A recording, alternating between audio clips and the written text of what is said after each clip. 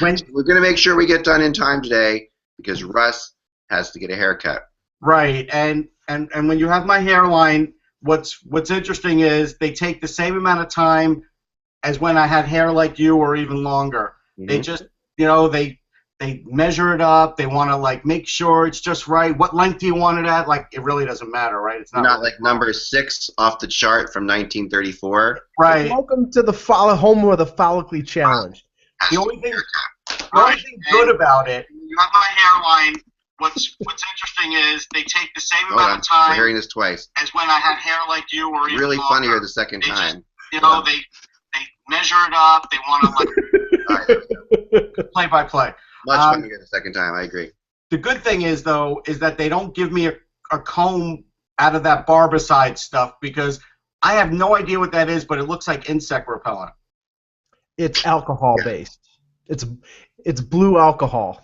It's awful. It's awful. And I'll tell you, thankfully they have clippers that work well now because as a kid, we went into this place. It was called Ozzy's, right? It was down the street from me, and you had to hide your ear. You have to be like, don't go near the ear. And this guy would clip your ear. Like he was just an old guy with bad vision, and he would clip your ear, man. It was the worst. Well, I have to say.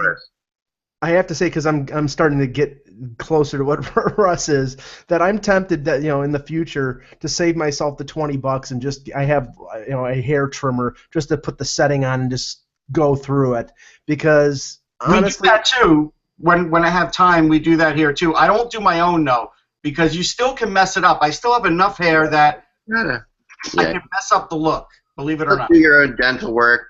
Don't do your own haircuts. Just certain things. Although there's a genius guy out there, I don't know if you saw this, but a guy who was making paper clips as filling for the dental work, and people were like, "Oh, you can't do that." They complained to the dental board, and the dental board goes, "It's okay. I mean, if he wants to use that, it's not against the law. That's what they used to use back in the 1920s." Well, that's horrible. That's I mean, it's not against the law. Can you imagine that? I mean, I guess it's not against the law to do a lot of things, but he goes to Staples, he melts it down, and that's what he uses. It's like 1/10 of the price. Oh my God! We just before we get started, we have to have a moment of reflection. Drink. There we go. Because noted baseball slugger. And dental board goes. There you go with the echo again. What's going on? It's not against the law. That's what. Stop. Just shut the browser. It's like there's we're like this is Edgar Allan Poe-ish, like dream within a dream within a dream world. Sorry. Go. Russ, where did Russ just disappeared into the time warp? I'm telling you, there's weird things afoot. I was just about to say that noted baseball slugger David Ortiz announced that this upcoming season will be his last season. So we can now all, everybody in the Boston area can safely bring out their hypodermic needles. It's funny with Ortiz because people want to forgive him for using steroids because he's a likable guy and say, well, he should go in the Hall of Fame because, he admitted it. And it's like, who cares if he admitted it? Yeah. Right. I mean, if that's the argument for if that's the argument that Andy Pettitte should have a chance to get in, but I haven't heard anything about that. No. And A-Rod should be let in, no problem. And don't get me wrong, I'm a Yankee fan, but I can't stand A-Rod. I don't like his personality. He's a great player. I don't think he should get in the Hall of Fame. I don't think most of these steroid guys should get in the Hall of Fame, and that includes David Ortiz. But he's got some sort of special dispensation because, he's Big Papi. He's this big, lovable guy. Actually, as a Yankee fan, I don't find him too lovable. I don't mind him, but I'm just saying when he wasn't David Ortiz and he went by his other name, he couldn't hit very well. What was his other name, Mike? I forget. I can't remember. Big Daddy Ortiz? No, he has a real name. That's not. He changed his name. Huh. Yeah, I'm sure. I don't know. Wow. I don't know. Oh no! So I got a couple tweets wanting me. Okay, we're in. But the studio's going right now. The studio where I usually record this is going through a real bit of renovation, aka we're cleaning it. But it's really actually nice. He was David Arias. Yes, it's forbidden right now to pass down there. So instead, I just did it for you guys outside on the deck. Today, I'm doing it from the game room, and now I collect arcade games from the '80s, and I get most of these for almost nothing and fix them up. That's sort of my game. I love doing that. So I thought I'll give you a quick tour of the game room here with the thing. So yeah, so here we go. So I'm gonna go first off. I have the air hockey game, and this is your vintage air hockey game. This was in the Spectrum. This one actually. That's the one that was in. I remember that one. Yeah. Remember these? Behind the net is the cool part of this thing. They got the behind the nets. Yep. And to the left is X-Pet Tiger. Right, that's the pet. That's our pet tiger. That's funny. that tiger I got from a rest stop on the Jersey Turnpike. One night coming back from a Devils Flyers game, it was a Devils playoff game. I came back and I just picked up that tiger for like $20 or whatever. The guy was trying to sell it at a rest stop. I put it in my kids' room. They were at the time they were sharing a room, and they were like 8 and 5. My wife and I were sleeping in on a Sunday morning. We're like, wow, it's taking forever for the kids to get up. They were lying in their beds, terrified that an actual tiger was in their room, and they stayed there for like an hour and a half before we went in there. Finally, they were huddled underneath the covers together. It was hilarious. Anyway, I love that air hockey. That's great. Air hockey's great. Here's this is Space Invaders. So Space Invaders is A+. Can't beat Space Invaders. This is Pac-Man. Now, Pac-Man is this is a Super Pac-Man, which is actually not really my favorite. But I'm converting this into an actual Pac-Man because this is in an actual Pac-Man cabinet. If you can tell there or not, it's the yellow cabinets. Okay. But it was redone into a Super Pac-Man, which is not.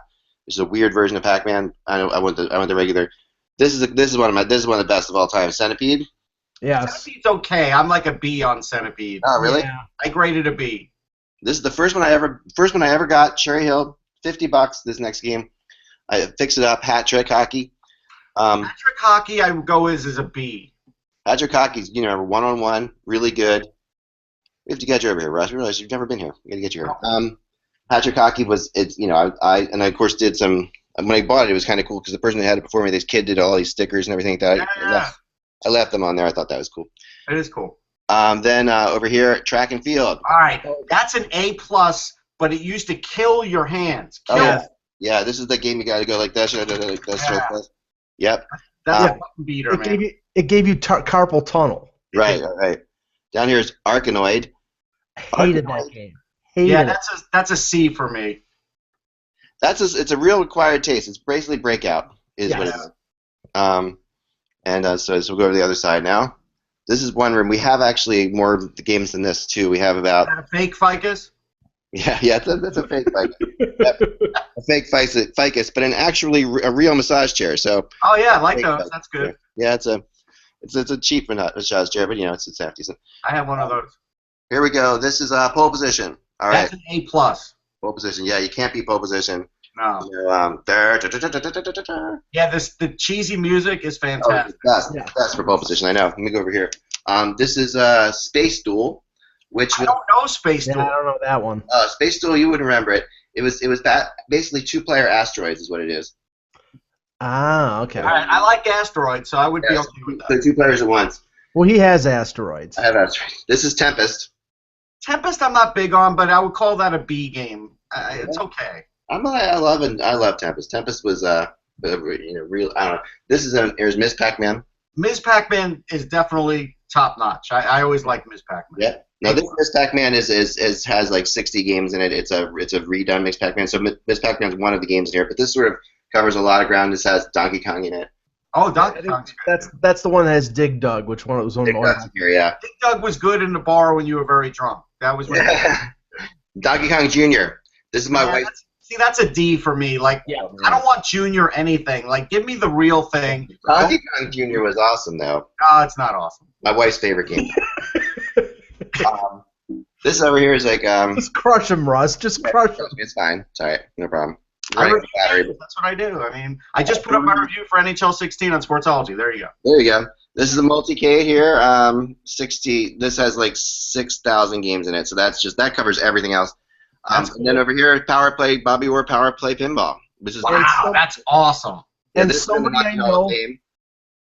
I know has that exact game, and in my hometown has that exact game, and we talked about that, and I couldn't believe that you actually had the same one. The Bobby Orr with the Chicago Blackhawks jersey, which is Right, bizarre. it's a Chicago Blackhawks thing, which is pretty funny because Which is a little sad. That's the end of the line for Bobby. right, and obviously the Blackhawks, but showing that even back then the Blackhawks were willing to monetize anything they could. Yes. So they took but this is now the funny thing about this back glass here was sent to me. I've broken 3 of these. These are impossible to find, but they break. Oh, wow. They just break because they're older. This one was sent to me. I bid this guy down on eBay for a while, and it sent to me. It came in shattered in 1,000 pieces. I sent him pictures. He sent me money back, and then I painstakingly pieced it together. Wow. And then and taped it with all kinds of like special stuff. So that's what. Now is it the Blackhawks against like a generic Canadian team? Yes, Yeah. it's just against the Canadians. Yes. Yeah. Okay. This is generic. Yeah. Canadian. So real quick, I'll take you over here real quick and show you the other games, and then we'll get back into the podcast. I was just Booster juice there. My living room. Yep. I was just gonna say while you're moving here that the Blackhawks, never failed an opportunity to monetize other than putting their team on TV. Right. Right. Oh yeah, for sure. Hubert, all-time favorite for me. That's an F. Cubert's an F. How can whoa? That's fighting words. I'm telling you. Okay, here's asteroids. Straight up. Yeah, asteroids. that's an A plus. Yeah. There's asteroids. And the You other have Galaga or Gorf? Or I don't know Gorf. I wish I did. Over here we have this is a Star Wars game that I'm working on. Still fixing up right here. That's like a sit-down Star Wars game. And then here is Dance Dance Revolution, which is like. Oh, Yeah, that's more recent. I can't give a grade to that one. But my kids love it. Over here is bubble hockey.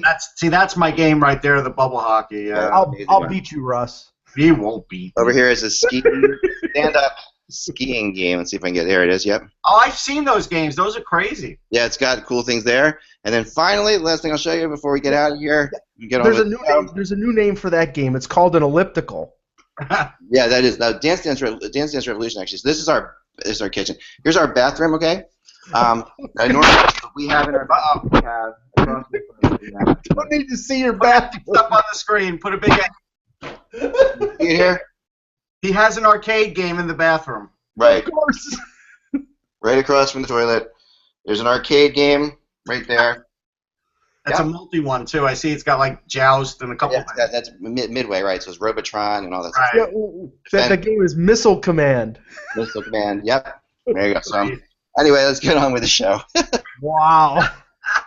I love the Star Wars sit-down one. I remember the original Star Wars one that I was playing before the movie would start, and that was like just like an X-wing game. That was good too.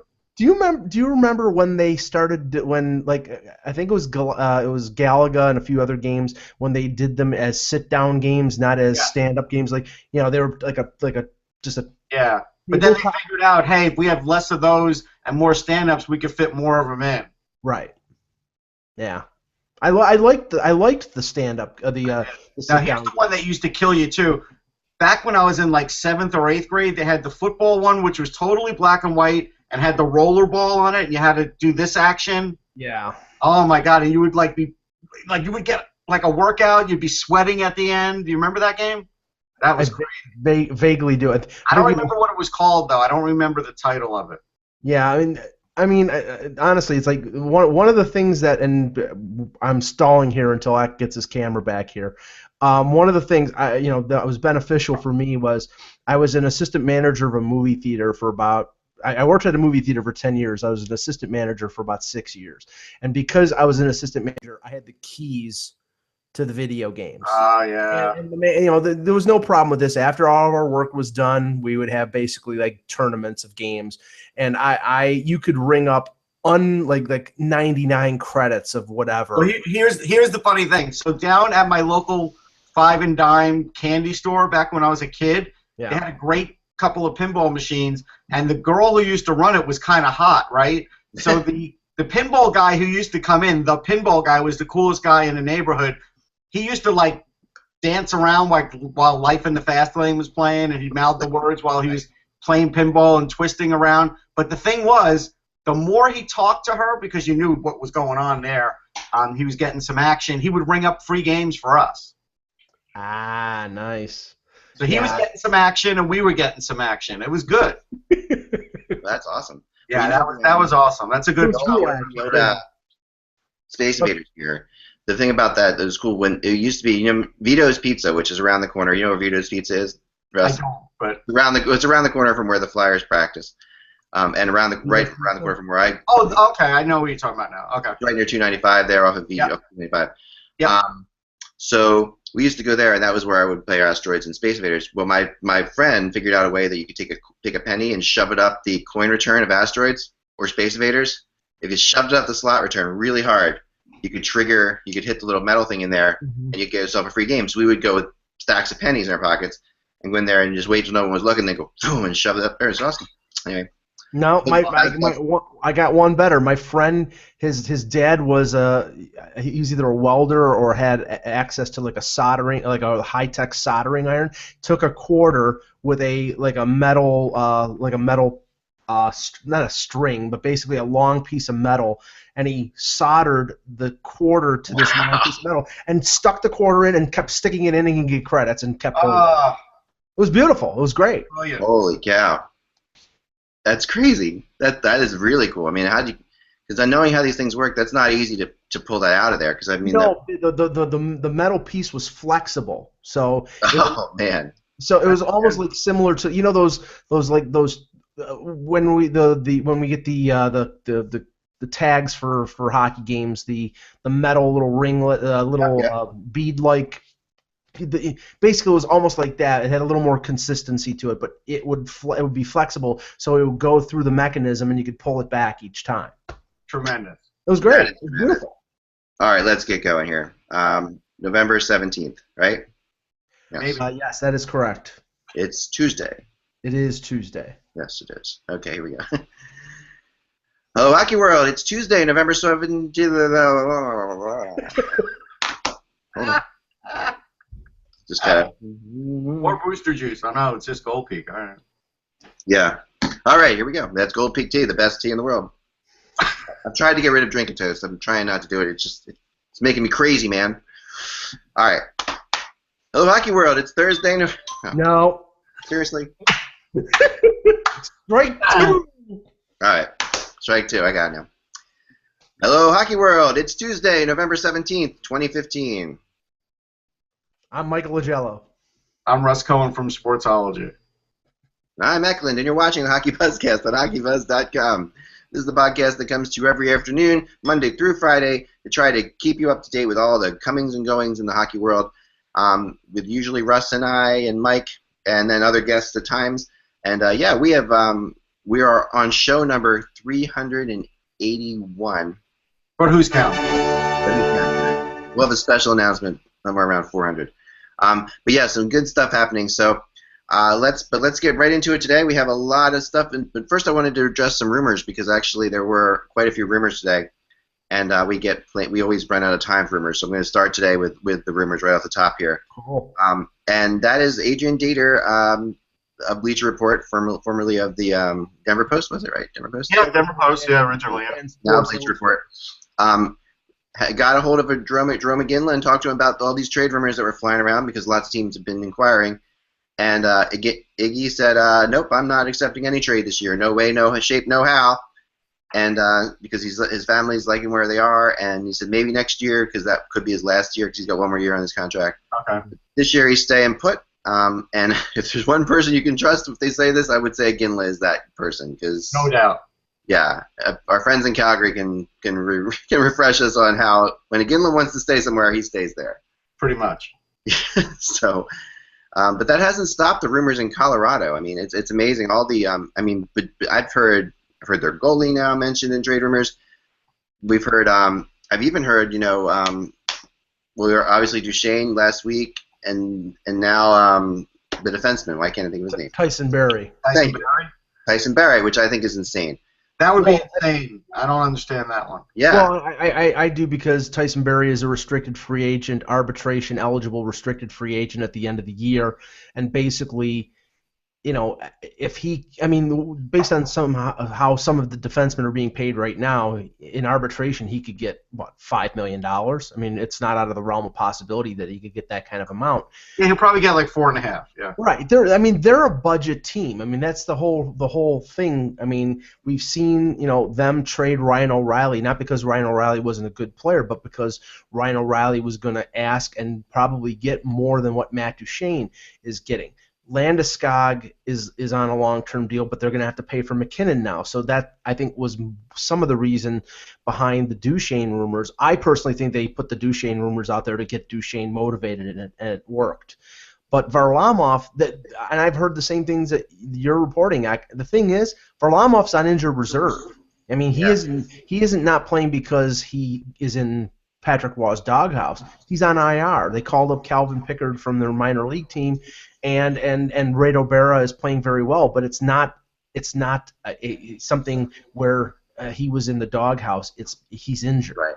Well, here's the thing, though. How many wins will it take until people give Redo Berra some respect? Because I know. I've been trumpeting him for a while, and he's been bounced around a little bit. Colorado made sure they got him in a trade from Calgary because they saw that they just weren't going to use him, right? And Calgary could sure use him now, though, by the way. Do you think they would use him or no? So now that he's getting a chance, and this is really the first chance he's gotten, he's really grabbed hold of it. And I still hear the little whispers, and I get it, because sometimes, look, like with a guy like Craig Anderson, I used to go back and forth with him until now I realize, okay, he's not an everydayer. But, Berra's 27, 28, he's just gotten his chance, and he's running with it. And if he continues to run with it, there is no reason for Colorado to hang on to Varlamov if they can trade him. Well, I mean, okay, he's won 3 games in a row. Is Berra a good goaltender? I think he is. Is he a starting goaltender? The jury's still out on that. He's going to have to do what James Reimer is going to have to do in Toronto. If you want to keep playing, you keep winning. Well, this is the thing, yes and no. I mean, I remember talking to Danny Briere last year when he was in Colorado about Berra, and he was like, "This guy's he's the real deal." Danny said this. He likes Varlamov. I like Varlamov a lot. I remember him saying, but this guy is really he's a special goalie, and we don't lose much with him in there, is what he said. So yeah. I mean, the thing with Varley is, I'm not going to say that he's in the doghouse, but I'm also going to say that he is so crazy streaky. He can have just unbelievable games, and yet, I don't know that Patrick Waugh would trust him in a playoff series. There's a bunch of things that just completely, at times he's amazing. The only thing I can tell you for sure, when I stood in front of Waugh last week and he was talking about both his goalies, he wanted to say Berra's his number one, but he knew he couldn't. Yeah.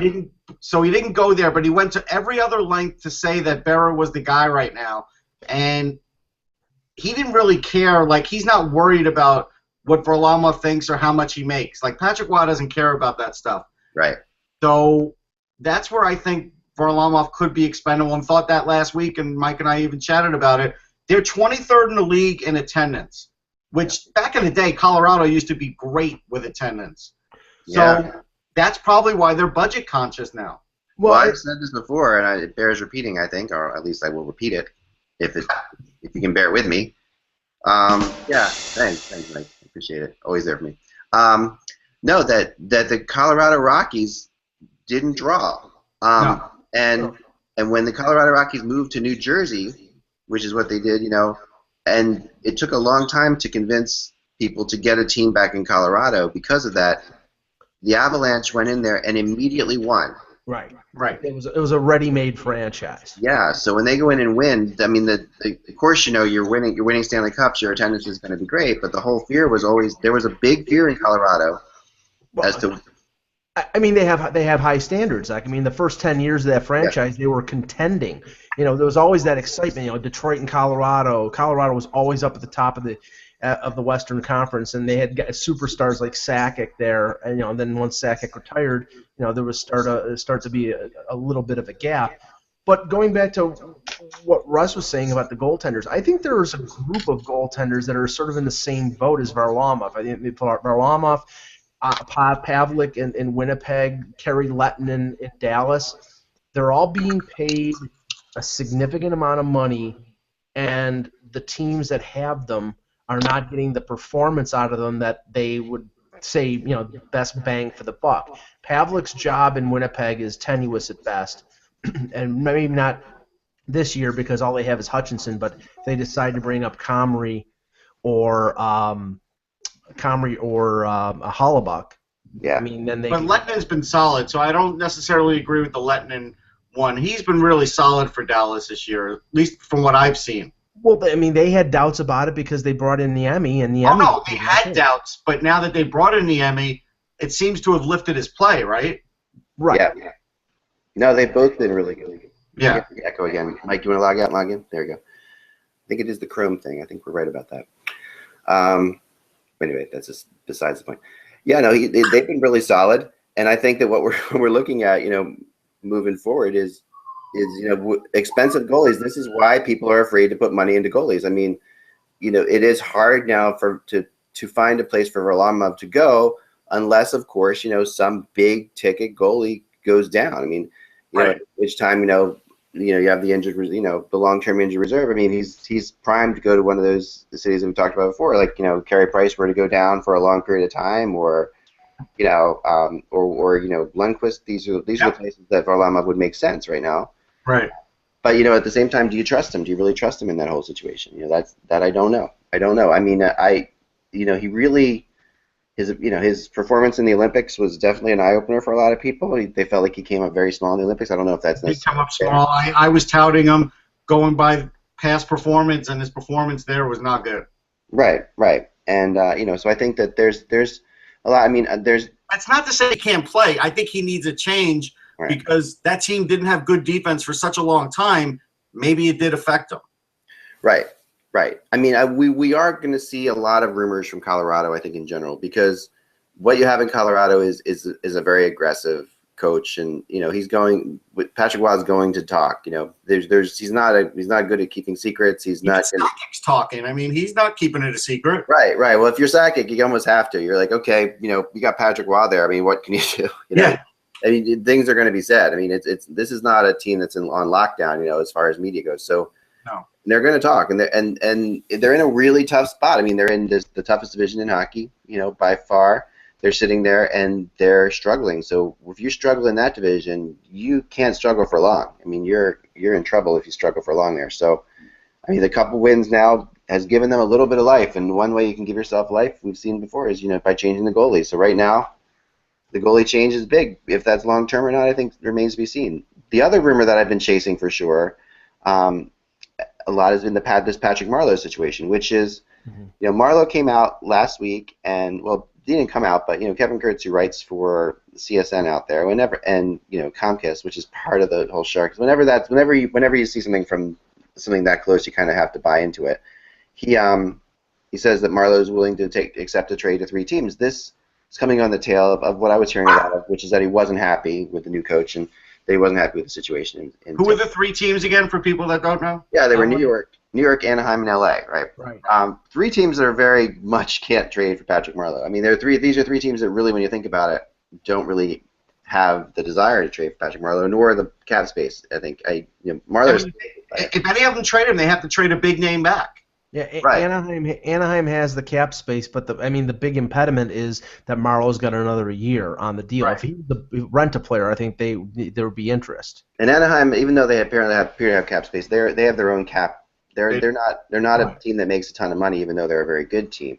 Right. Or usually a very good team. Still, they're going to be a good team again. So, but I talked to somebody about this yesterday, and he said, "Listen, this is the thing. Patrick Marleau has the biggest decision for Marleau is the fact that he's willing to go, because he hasn't been willing to go for years, and the fact that he is willing to go supersedes the 3 teams. In general, he's there. Once you make that decision and you accept it, which is something he has been very, very reluctant to do, it becomes a lot easier to have a team convince you that they want you. Like if a team comes in there and says, "Listen, we really want you," the Sharks let them talk to him for a while, which has happened before. They say, this is why we want you to waive your no trade to come to us. We really think that you're a big part of this team moving forward. That could happen, and it sounds like a couple teams are trying to do that, and whether or not they convince them or not. And again, I heard the Islanders, and again, I've heard the Lightning, involved in those discussions. there's other teams I'm sure that are as well, but I haven't heard anything from them yet. Well, I know that I heard on a recent radio broadcast, Stu Grimson, who works for I think he's with the Predators, broadcast crew, Yep. and indicated that there might be some interest in Nashville in a guy like Marleau. But I mean, from the teams that Marleau picked, it seems he wants to go to big markets. Now, the Islanders, they could accommodate that. They have the cap room. And they are in New York, right next door to the Rangers. I think the Rangers are obviously a legitimate and one of the top Stanley Cup contenders. So you wouldn't be getting as good a chance to win a Stanley Cup with the Islanders as you would with the Rangers. But I mean, if he wants to go to the big, that's not necessarily true.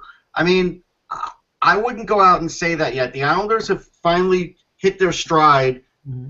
They're different than the Rangers, and depending on matchups.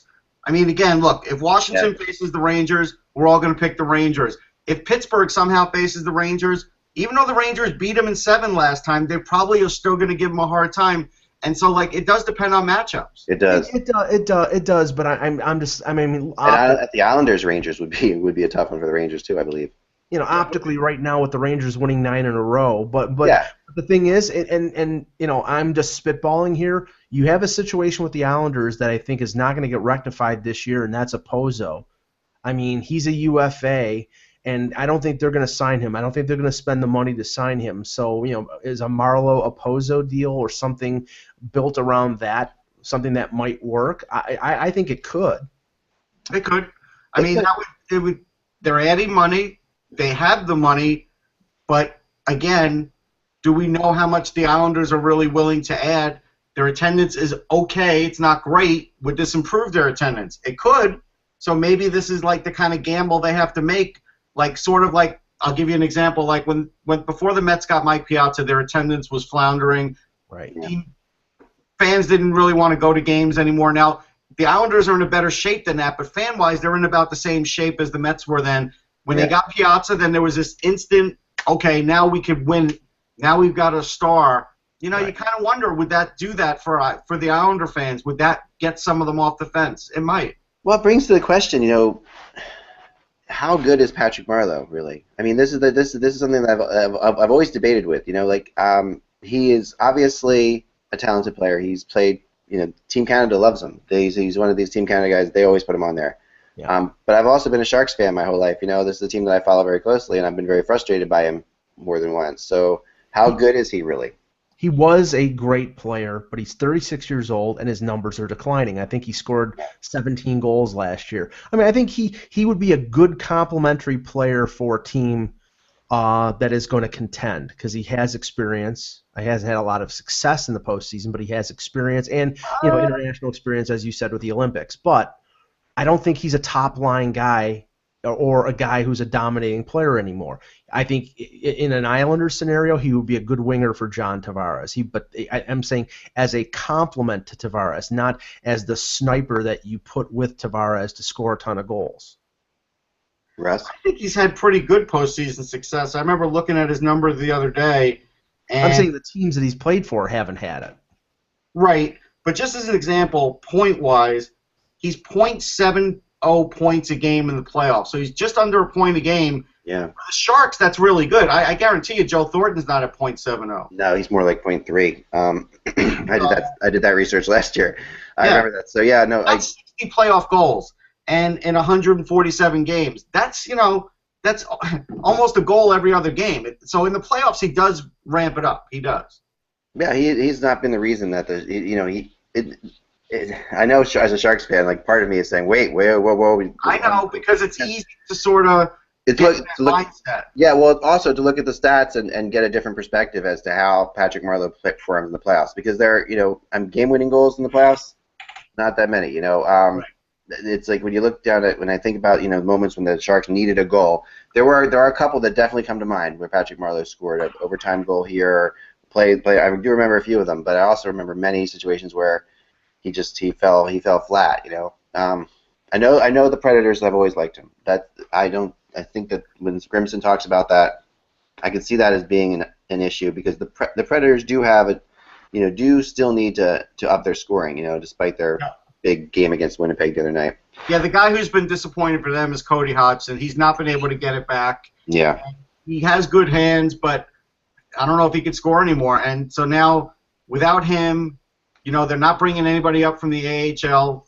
So there's some scoring there, but they're not going to bring him up. So there's that. So I could see them trying to get a Marleau, and that would, maybe Marleau would bend on that. Maybe he would. I mean, they certainly could offer up a lot for him.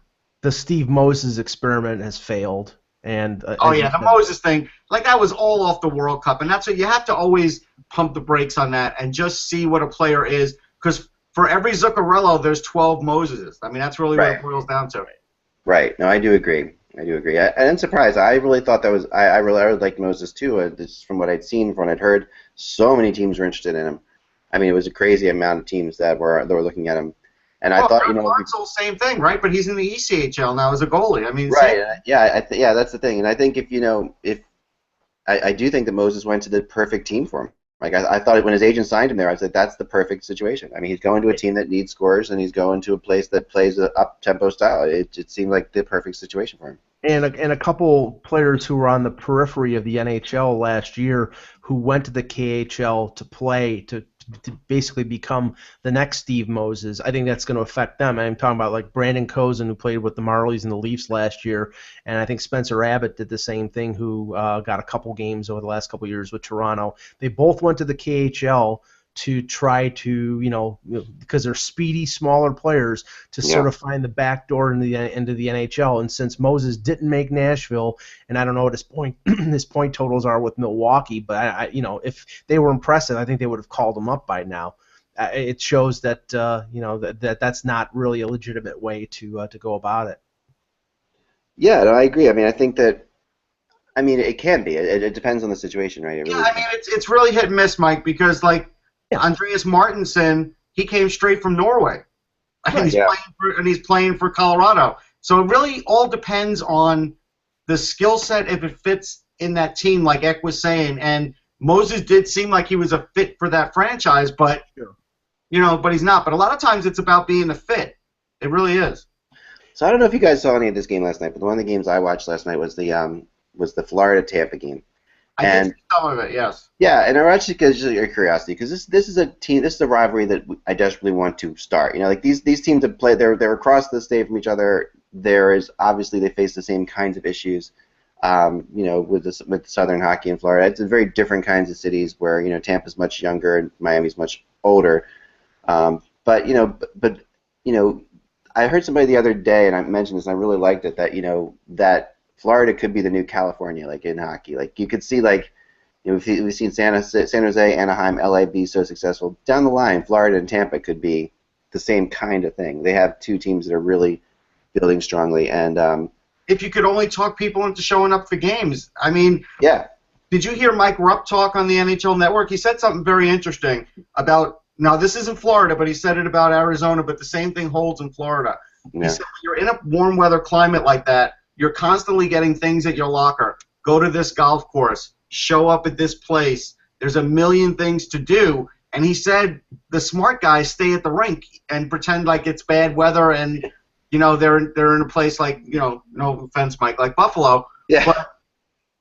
But that's the thing. When you're there as a player, there are a ton of distractions. And when you're there as a person living there, there's a ton of distractions. Am I going to the beach or am I going to the the hockey game? And that's the problem. And honestly, you take that Florida team, and I think that they're one of the more improved, young clubs with a lot of potential, with Bukestad, with Barkov, Yager coming in there helping out Huberdeau with Ekblad, a solid veteran goaltender in Luongo. They should be drawing a ton, and if that team was in Buffalo, if that team was in Toronto, they would be sellouts. I'm watching a weekday game, Buffalo versus Florida, and I swear in the lower bowl where the camera was panning, it was almost all empty seats, and those who were there more than half were Buffalo expatriates. Were people from Western New York who left and were in the stands in Florida to root for the Sabres. Yeah. What kind of commentary is that? Now, later in the year, when this team is closer to a playoff spot, maybe the stands will be full. But I mean, come on, it's November. It's not like it's August. I think Tampa's an anomaly. Like right now, they're 5th in attendance. The team's good. They're all behind the team there. The fans, they won a cup.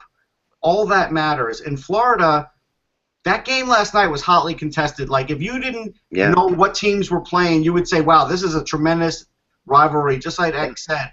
But I don't feel like it captured all that much attention in the local market, and it should. But Florida's ranked 28th in attendance. I mean, it's just these teams have to play each other in the playoffs to get this going. I guess. And look, Luongo, like he's 8th on the all-time wins list now. He just tied Glenn Hall. The interesting thing about that is, though, what I always bring up is in the shootout era you get more wins, and then Hall played less games, so it's hard to really say that it's equal. I would put an asterisk if it were me, but they don't do that. Yeah. But they do have a great goalie. They have Ekblad, one of the great rookies in the league. Barkov was back last night. They were great. The Barkov line with Yager, they were flying against Tampa. They really were. Gave Tampa everything they could handle. Fans should show up. They really should. Yeah, they should show up. I mean, and Luongo was fantastic in the game. He was. And there was an interesting thread I was reading on Reddit where they were asking, "Is Luongo a Hall of Famer?" You know, like, and it is a really interesting question. You know, he's close. Yeah, he is close. I mean, I think he is because of the gold medal. I think he's a hockey Hall of Famer. When I think about it, like the gold medal in Vancouver, even though I'm still telling you, did Mike Vernon ever win a gold medal though? Because he's got multiple cups. No, okay. No, yeah, but this is the thing. I mean, and I think it's still plausible because Florida is building, and Luongo, I believe, is 34 years old, and we know that goaltenders can last until their late 30s. Yeah, he's not slowing down right now. He still has 3-4 good years left. Yeah. If he wins a Stanley Cup, I think he's a lock. If he doesn't, if he won a cup, he'd be a lock. Yeah, if he doesn't, I think he's in that realm of like Cujo, who has great numbers career, but because he didn't win a cup, that's held against him. I don't know if it's winning a cup. I think what it is he's a good playoff run away. Like if he took Florida on a really good playoff run where he just basically, it could be like to the conference finals, just something where he just completely stands on his head and gets in there. I think that could do it too. Well, he did that with Vancouver, but then we all sort of came away from that Vancouver one saying, Vancouver could have won it. We felt like Luongo maybe gave up a couple of bad goals in that. We did. Luongo was terrible in Boston in that series, and then And remember, I mean, they started Corey Snyder in Game 6 in Chicago. So it was like there was questions on that run whether Luongo was up to the task of being able to win a playoff series. And so, I think that's sort of carried forward. That's why I'm saying if he at least gets the Panthers to the finals, I don't think a conference final is enough because I think there's a lot of talent on that team. But if he at least gets them to a finals on his back, then maybe that would sway some voters down the line. Yeah, I mean, and it's unfair because Luongo has been he's been better in Florida than he was in Vancouver. I always thought, I thought in his early career and even now, but I think in Vancouver he was good enough at times, and it was a team that didn't get pelted with shots. He's the kind of goalie that plays better when he's pelted with shots. Exactly. So it was a really tricky spot for him to be in. I mean, I'll never forget flying the red eye back to Vancouver for Game 7, and one of the writers just saying, if Roberto Luongo could stop a beach ball in Boston, we wouldn't be doing this right now. It was just like we're all there, and it was unfortunately that was the case, and it wasn't really his fault, but because the Bruins were pouring it on too. It was just a crazy series, but then watching the Olympics, I still think to this day he got so lucky to win that gold medal, and I just because I'll never forget, the botched glove save that leads to Parise tying it for the U.S. And that was one of these things that you've seen from Luongo before, just a simple save that he misses, and he tries to make a catch, he misses it, and Parise ties it. I mean, if Crosby doesn't score, and the U.S. goes on to win that really would have been remembered for a long time, and instead it wasn't remembered at all. It's one of those typical things. Oh, you remembered it, so. Oh yeah, no, I mean, because it was at the time everybody was. I mean, it was in Vancouver. Everybody was so pro Luongo that it had to be, Luongo, and yet at other times when you watch Luongo play, like last night, he makes saves that are just out of this world. I mean, he's a great goalie. There's no questions about it. But he's a little Marc-Andre Fleury-esque to me. There's some similarities to them, but I don't know that it's completely, But there are definitely some similarities in my opinion. Next rumor, and then before we get out of here, I read today that I think the Flyers and the Jets are the Sam and Diane of the NHL. Like eventually, they're going to get together and do something. And it's amazing because these are two organizations in Cheveldaev and Hextall. That's a Cheers reference for the kids out there. That is a Cheers reference for the kids. Where's Kirstie Alley? Yeah, right. Or She was on Star Trek. She had pointed ears before that. So. Right. But I mean, these are two teams in Cheveldaev and Hextall that completely hate rumors being out there. These are two teams that are very, very closed up about it, and yet you cannot get away from these rumors between these two teams. I mean, and it's not coming from Philadelphia; it's just coming from other people who are also looking at Bufflin, who are also looking at Flyers players, and they keep saying, "Well, you got to give." I just hear I've had this conversation many times. Well, we'd love to do something, but they're going to make a trade with Winnipeg, or they're going to make a trade with Philly. I've heard this so many times that it seems crazy. And the Jets, of course, have struggled mightily lately, as have the Flyers.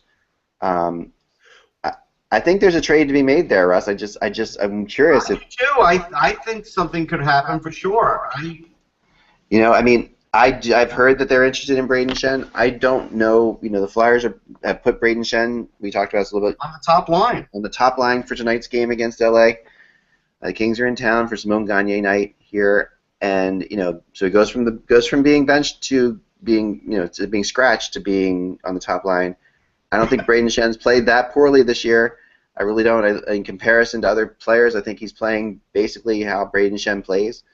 A lot of players in the Flyers have fallen far below that expectation. Right now Philadelphia is 5 points behind Pittsburgh for the wild card in the East. Yeah, that's not out of the realm of possibility in terms of catching teams. Well, no, and then they're thanking their lucky stars that they're in the East again, because this is what we talked about yesterday. Pittsburgh really shouldn't be all that proud of that playoff spot either. I mean, these teams are not playing that well, neither of them. Ever since the Malkin remark, now Mike Johnston's firmly in the hot seat. Oh, did you hear that yesterday? I know. Yeah. I heard that too and it makes sense. We were debating, and we figured it was probably going to happen, but It's funny, though. Once that remark really hit full force, it's happening. Yeah. I mean, we talked about Carlisle. I don't know. I mean, it's possible. Carlisle seems likely, actually. He seems like the right guy for the job. I mean, I heard someone indicate that possibly Rick Tocchet, but that would be horrible. I know. Well, you know what it is. I think Lemieux likes Tocchet, but if Lemieux's selling, they're not going to put Tocchet in there. No, and I like Tocchet too, and this is not against Tocchet at all, but just for what this team needs is they need an elder statesman. They need a guy who has been there. They don't need a guy who can be friends with Sidney Crosby. They need a guy who is not friends with Sidney Crosby, a guy that Crosby looks up to as this is my elder, and I've got to pay attention. He's only been an assistant, right? Tocchet's never been a head coach. No, in Tampa. Coach in Tampa, Took over for Melrose. Oh, that's right. He took over for Melrose for that short time, yeah. And he's fine, but it's easy to compare him to Craig Berube, I guess, but that's not really. Yeah. But there is something to the assistant coach versus head coach thing, where players who are as Tocchet's a great guy, and Berube's a great guy. And he's a good hockey mind. We're not trying to say he's not. Oh yeah, no, we're not. It's just that these guys work better as assistants. They just do. It's an awful lot of everything riding on if you put Tocchet in that position. You have to get a known guy. You do. Right, exactly, and that's why, maybe a Ron Wilson, maybe or a Carlisle. There are a few other names out there. I don't think they can get Mark Crawford out of his contract in Switzerland. I don't think they can get Guy Boucher out of his contract in Switzerland. They're locked because of their deals. But there's connection between Carlisle and Rutherford going back to their days playing in Pittsburgh. Yeah. And Carlisle, he was interviewed for the San Jose job over the summer. I think a lot of people realize after the disaster of the second half of the season that it wasn't Carlisle's fault that everything fell apart in Toronto. And the only reason things are working well in Toronto right now is because Babcock has an 8-year deal and he has the hammer, and he's basically telling these guys, you either do what I want or you're gone. So players who have played with a little bit of lack of motivation last year are playing for him, whereas they knew Carlisle was on a short leash. Here's the thing about Tocchet. He's got well under a 500 record as a coach for his 1.5 seasons. Didn't make the playoffs either year. That's probably why he's not gotten another coaching job, because he just didn't do well enough. Yeah, he had players there. He did, and I think he's a great hockey mind too. I think he knows what he's talking about. He does. And I think he's a great assistant coach, but he's the perfect assistant coach because he can. Players respect him, they relate to him, and yet he's also he can have a beer with them, where and that's what you need out of your assistant coach. You need your head coach has to be not everybody's friends. Your assistant coaches need to be friends. Watch the movie Miracle, you'll see it right there. So I always go back to that's like the perfect. That's why that works. What's Russell doing? I mean, right? What's Kurt Russell doing these days? No, but I think that Carlisle is the perfect fit for this team because. Really, he comes in. First of all, this is a guy who is known for being physical. He'll bring in discipline. He will do that. Bring discipline. He also will not let them be wimpy. And the Penguins have a tendency to be wimpy. Yep. And they shouldn't. I mean, they have. But they tend to cower against the Rangers sometimes, against the Flyers. We've seen it many times. I mean, definitely against the Flyers. I mean, there's yeah, not maybe, but against the Devils even. I mean, against any physical team. The Penguins seem to not know how to react to being pushed around. Carlisle is the perfect coach for that. He will change the way the Penguins play. Well, what I was going to say, one of the things, I mean, the perception under Johnston is that the Penguins are playing a very structured and very restrained game. Under Carlisle, like he did in Toronto, he will basically say, "Here are my horses," and go start galloping. You say go out Crosby, go out Malkin, and Well, this is what he'll do though. I mean, he's more structured than like Bylsma was though. I mean, yes. Bylsma let the Penguins do what they wanted to do. But he came out and as much as I don't like and I've gone on record as being not a Michel Therrien guy. I haven't brought him up in a long time. But as much as with Therrien, some of what he brought to the Penguins helped them win a Stanley Cup. Bylsma was the perfect fit because he, similar to what we talked about, with some of what happened in Vancouver, with Tortorella, and or in New York with Tortorella, where these guys they come in, they're hard asses. When they leave, the players still have a certain bit of grit to them, and attitude, and then the friendlier coach can come in and help. That's what Bylsma did in Pittsburgh. They need structure. And they really need a guy who's going to say, okay, your job is to go out there and not let us get pushed around. Your job is to score. Your job is to do this. That's what the Penguins have never had. The Penguins have always had just a group of talented players, but without real specific roles, with the exception of a few players. But they need some role players playing those roles, and they need to go into Philly and kick some ass. They need to show that they can do that. They need to play that way. They haven't done it in a long time. No, I mean they're lacking fire. Yeah. I mean they're either fun to watch or they're boring to watch. There are times when they're very boring, and for all that talent, it's like you sit there and say, how could this be? I've switched off Penguins games. I'm watching on center ice. Like that seems crazy with all that talent out there. Why would I be switching off? Well, there's definitely a malaise going on with that team right now. But the funny thing is that it seems that all this hubbub, stemming from Malkin's statement, occurred right after they lost 4-0 to New Jersey, who was just general managed by, let's see, the former GM of the Penguins, Ray Shero, and a former head coach in their chain, in John Hines.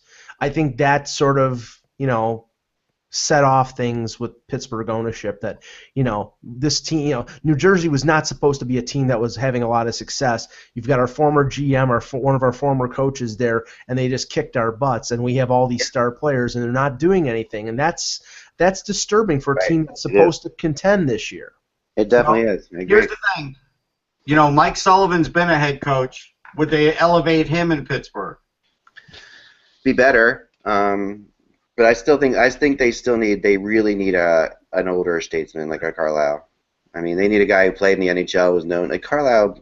He was known as What a a Stanley badass Cup. player, and he was a badass player. Like he did not get pushed around on the ice. He was a really tough. That goes just so far.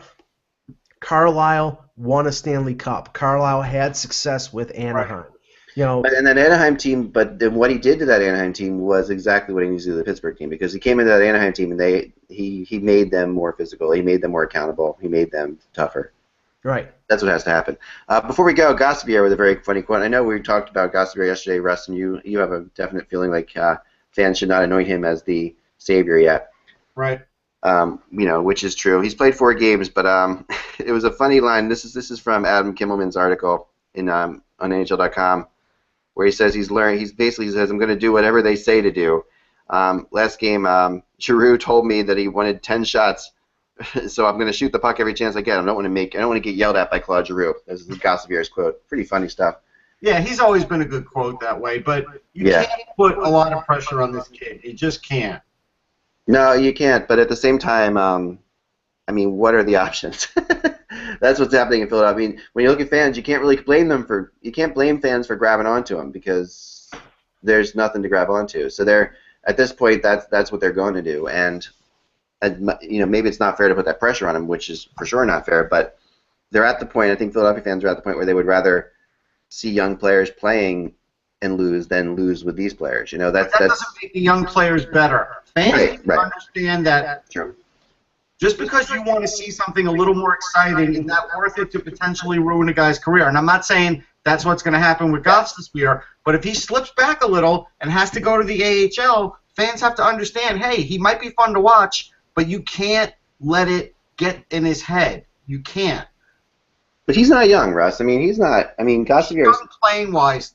He is. Yeah, he's young playing wise. And last year I remember. How many games has he played as a pro? Yeah, not many in the NHL, right? No, as a pro, even AHL. Even the AHL because of the injuries, right? It's true.